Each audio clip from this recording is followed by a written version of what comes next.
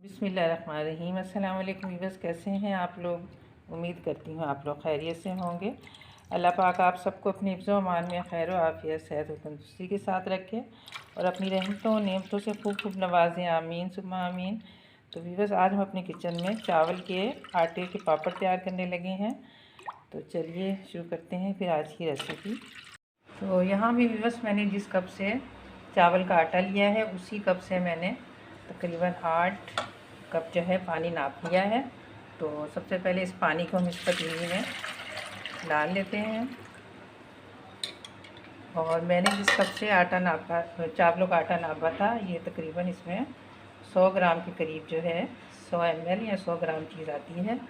उसी से मैंने चावलों के आटे को नापा था और उसी से मैंने 8 कप जो पानी है इसमें पतीली में शामिल किया है। तो सबसे पहले ये चावल का जो आटा है हम इसमें डाल के इसको अच्छी तरह से हल कर लेते हैं।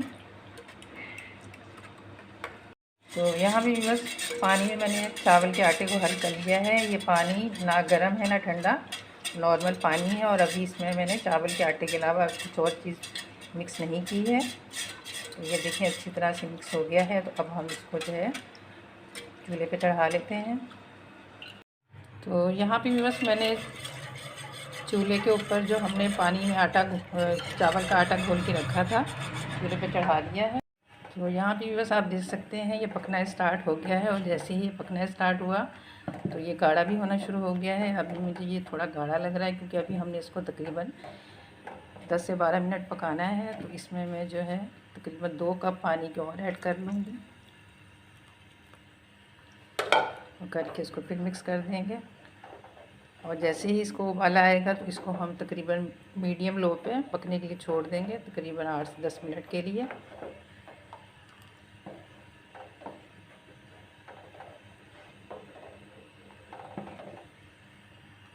तो यहाँ भी वीवर इसको पकते हुए तकरीबन 10 से 12 मिनट हो चुके हैं। आप देख सकते हैं ये पहले के मुकाबले में गाढ़ा हो चुका है। तो आपने इसको इसी कंडीशन में उतारना है कि ना ये ज़्यादा पतला हो और ना ज़्यादा गाढ़ा हो, क्योंकि ठंडा होने के बाद भी ये मज़ीद गाढ़ा होगा। तो यहाँ पे बस मैंने हाफ़ चम्मच नमक, हाफ़ चम्मच ही कुटी हुई लाल मिर्च और 1/4 टीस्पून जो है ज़ीरा लिया है और 1/4 टीस्पून ही ब्लैक पेपर है। ये इसमें से मिक्स कर देते हैं।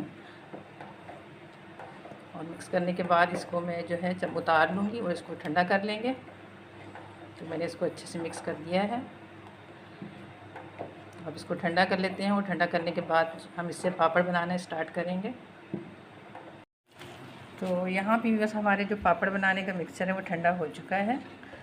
तो यहाँ पे मैंने बारीक कटा हुआ थोड़ा सा हरा धनिया लिया है, ये इसमें मिक्स कर देते हैं। हरा धनिया आप ठंडे होने पे डालें, अगर आप गरम गरम पे डाल देंगे तो इसका जो धनिया का कलर है चेंज हो जाएगा। इसको मिक्स कर देते हैं और आप देख सकते हैं ये ठंडा होने के बाद मज़ीद गाढ़ा हो गया है। तो यहाँ पे मैंने एक पापड़ जो है बना के चेक किया था कि हमारा जो एक दो मैं आपके सामने बना के दिखा देती हूँ आपको। तो इस तरह करके प्लास्टिक का आप कोई भी साफ सा बिछा के तो उस पर आप इसको इस तरह से बना सकते हैं। इसको आप ना भी आपके घर में धूप हो तो आप इसे पंखे में भी कुछ कर सकते हैं।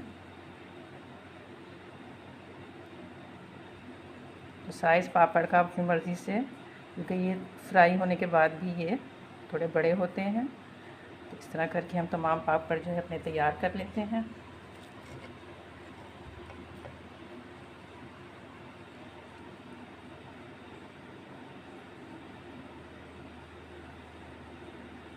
तो अगर आपके घर नहीं भी धूप हो तो आप इसको पंखे में रखेंगे तो ये पंखे में भी खुश्क हो जाएंगे।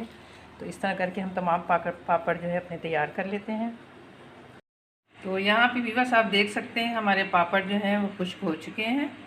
तो अब मैं आपको इनको फ्राई करके दिखाती हूँ। तो सबसे पहले एक पापड़ डालते हैं।